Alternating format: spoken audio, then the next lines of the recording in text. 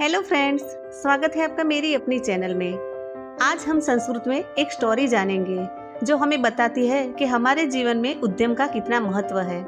एकः बालकः आसीत्, सः परीक्षायां पुनः पुनः असफलः भवति स्म।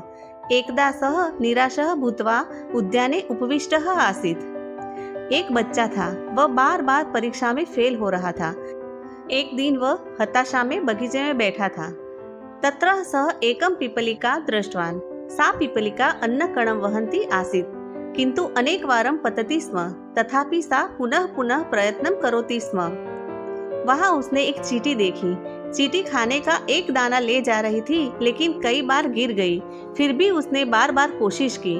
बालकः चिन्तितवान्, यदि लघु पिपलिका अपि न हारं स्वीकरोति तर्हि अहं कथं हारं स्वीकरोमि। ततः सः दृढ़ निश्चयं कृत्वा प्रतिदिनं परिश्रमं कर्तुं प्रारब्धवान्। लड़के ने सोचा, अगर एक छोटी सी चींटी भी हार स्वीकार नहीं करती तो मैं कैसे स्वीकार कर सकता हूँ। फिर उसने मन बना लिया और हर दिन कड़ी मेहनत करने लग गया। अन्ते सः परीक्षायां सफलः अभवत्। शिक्षा उद्यमेन एव सफलता प्राप्यते।